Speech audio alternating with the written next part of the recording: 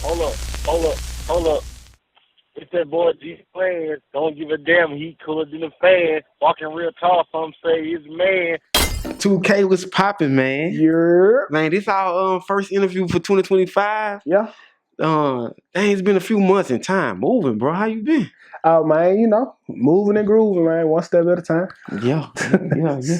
Yeah, how's everything been going with the show? Cause I've been seeing you with these crazy episodes, bro. And the show is the show.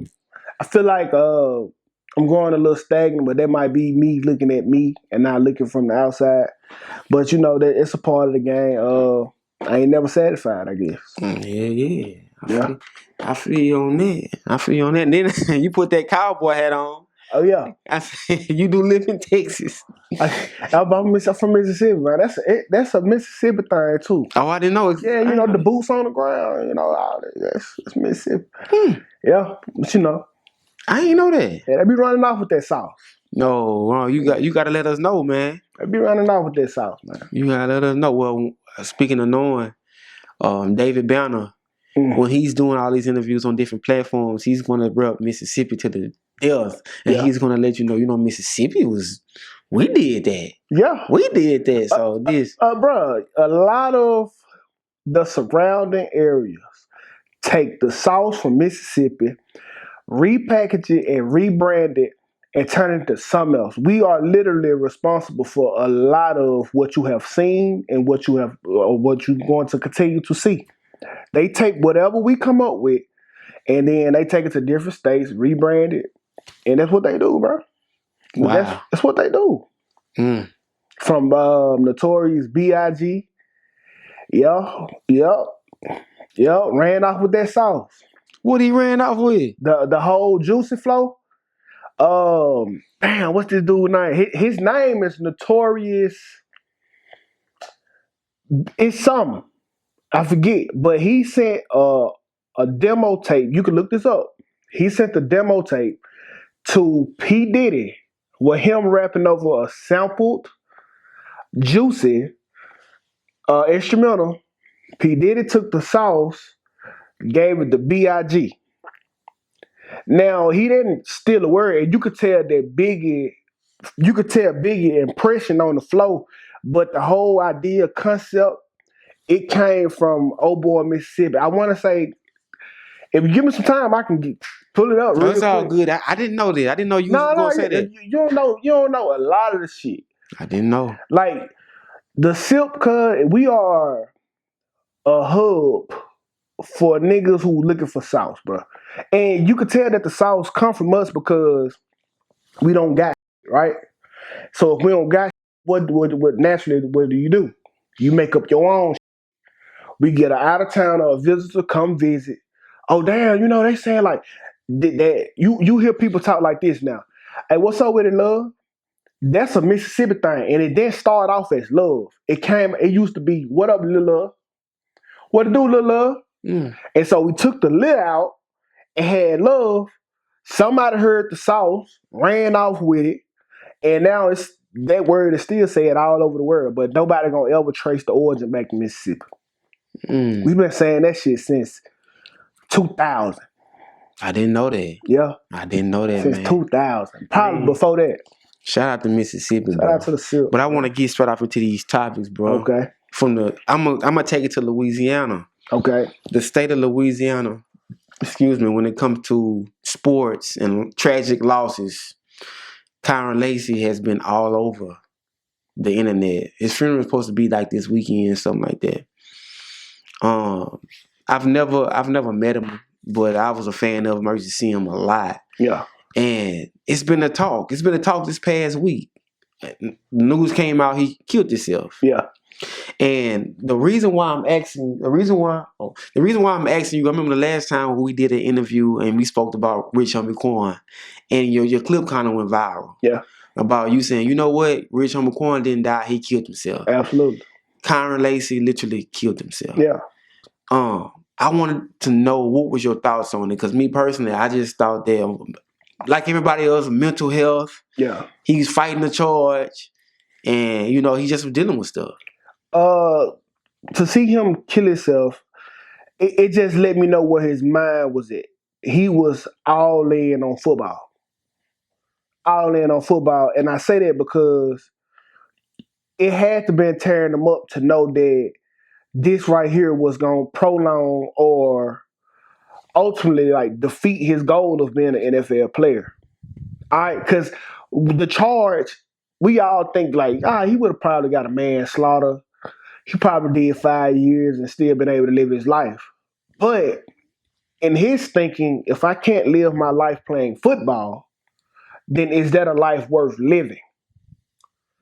And so it just let me know like he wasn't resilient and he didn't have a plan after football.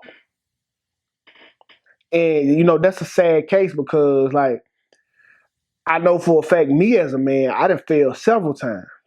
Every time I fall, I'm thinking about the next plan. And so just to know that he didn't have another plan that he felt like was worth living for, it's kind of honorable because he was all in on his craft. But as a man, dog, you got to be ready to fall and get back up. So that's tragic on his behalf because I know it was people that was checking on him. He just didn't see the life worth living. And sometimes it be like that, man. Yeah. This is my first time hearing saying it was honorable. Yeah. But it is. That mean I'm sticking to my guns. It's all this is. It's suicide is only, I ain't gonna say only, but if you were born in like in one of the Eastern countries, like Asia, like they look at suicide as an honorable event. Like if you fuck up, let's say you was in charge of guarding like a higher up, like somebody super big, and they died under your watch. It's honorable for them to kill themselves because they couldn't do their job. So yeah, like I don't think that suicide is stingy in a lot of, because that's what a lot of people say about suicide. They say, oh, it's stingy. I did. But I feel like it's selfish on your behalf. Because let's say he going through shit, right? You want him to stay around and suffer so you can have him around. You don't give a fuck about him suffering. You just want him here with you for whenever you need him or whenever he need to be the life of the party. Or so you can say, I love you, cuz, let's do this. That's more selfish on your behalf. I never looked at it like that. Yeah, but I don't think that it's an ideal practice to do. But I feel like if like you a pedophile, like you can't control yourself, I feel like killing yourself should be a great option. Yeah, I hate pedophiles. I do too, but you know how, and this where the religion come through, where God forgives and repent for all the sins. Yeah, but God forgive. 2K don't. Okay, I never forgive a nigga for fucking up a childhood or taking a child's innocence, or even a grown man. A lot of people get raped in jail. I never forgive for that.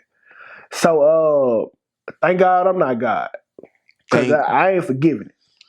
If you got uncontrollable urges where you have to go hurt somebody to satisfy yourself, I think killing yourself should be a great option, bro. Wow. I will salute you. Wow. But my stance was that I think that he thought that he was going to jail. In Louisiana, you doing all your time. There's no good time, no parole, none of that. So you doing all your time. He probably was facing 5 to 10 or whatever the case may be. Not only that, he got the news that they pulled his draft card. Yeah. So no team is going to, you are the guy in your family that was supposed to save your family. Yeah. You were going first round. He was going first round. He was that thing. Not only that all of this been stripped away in the last few months of your life. You've been working all of your life. AAU camps, colleges, putting in work day in, day out on national stages, playing against the best of the best football players. Most of your friends are already in the league. Yeah. Now they waiting on you. Yeah. And then this happens, and it's pressure. Now, I don't know if this is true or not. And I've seen people say that the lawyer said that he was going to beat the case. The lawyer said that it was somebody else involved. I don't know if there's something like he's dead now. I can say this now. I don't know. They always. That's kind of what I hate about lawyers. I feel like they should be charged for saying something that they can't prove or just flat out lying. Because a lot of people sue people because the lawyer said, "Yeah, we can win you this case," but the lawyer just getting paid anyway. I know a bunch of people who have tried to file defamation suits against me because the lawyer said, "Yeah," the lawyer said that, "Yeah, we can win you this case," but the lawyer didn't do shit but take your money. Because the lawyer knew he couldn't win you this case. But hey, yeah, my retainer is $2,000. We'll talk about the money. But he bleeding you the whole time, knowing he don't have a case.